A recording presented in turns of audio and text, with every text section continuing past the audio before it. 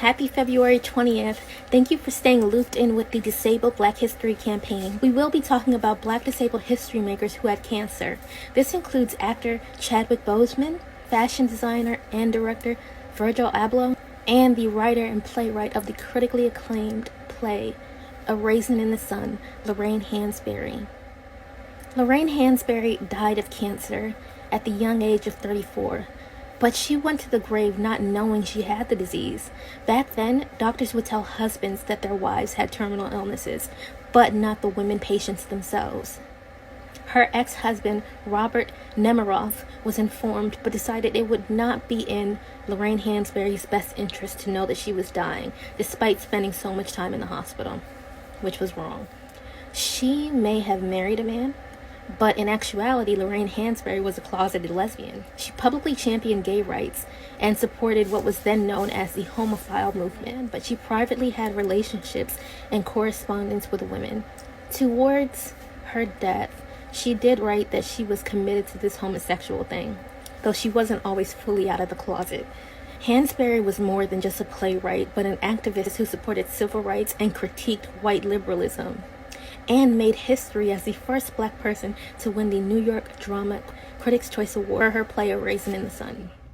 Lorraine Hansberry and James Baldwin met with Robert F. Kennedy to discuss the race problem in America. She requested more substantial of a commitment to civil rights that did not solely focus on Black men, but the state of civilization, which produced that photograph of the white cop standing on that Negro woman's neck in Birmingham.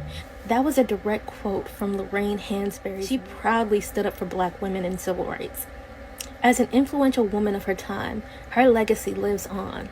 Her work inspired Nina Simone's To Be Young, Gifted, and Black song, which was a line from Hansberry's autobiographical play.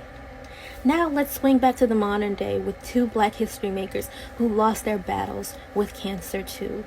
Virgil Abloh and Chadwick Boseman. In 2018, Virgil Abloh made history as the first Black person to be named artistic director at a French luxury fashion house under Louis Vuitton. And he was one of Time's 100 most influential people in the world.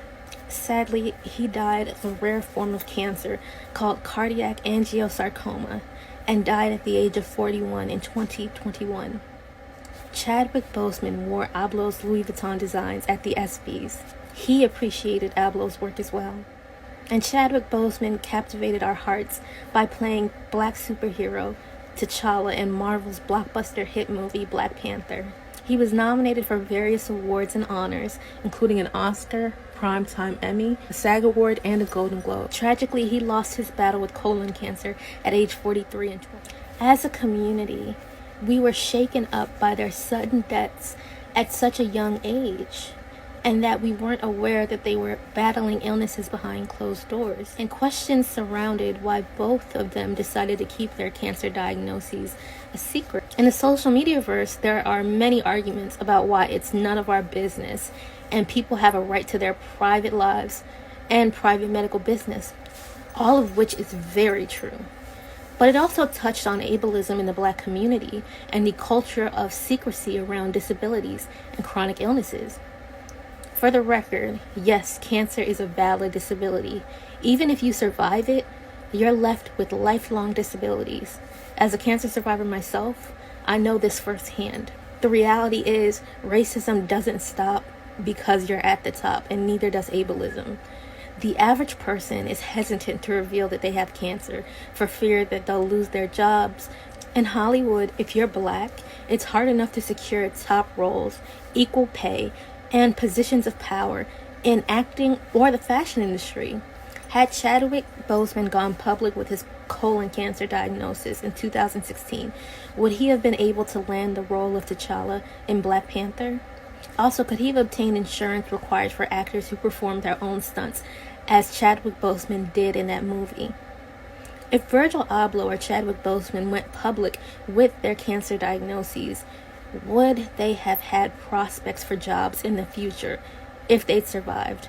Or would people always remember that they had cancer and make assumptions that they couldn't work, shouldn't work? Ableism when you reveal that you have a disability can derail your career, not the disability in itself.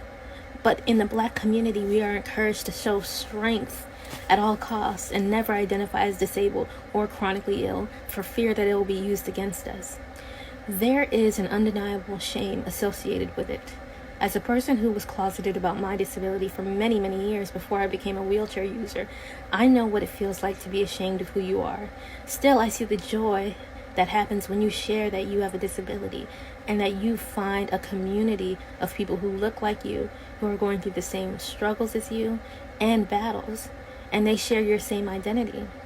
I challenge the notion that we must continue to be closeted about who we are or our chronic conditions and die in silence when support has been shown through research that it can improve your chances of survival. When I was younger in college, I read about how people who didn't go public with their HIV diagnoses in the 80s, meaning they kept it to themselves, when there were fewer options for treatment, they died at quicker rates than those who shared their HIV status with friends and family. Sharing your hardships and not battling them alone and in private can lengthen your life expectancy. So consider exchanging shame for disability pride.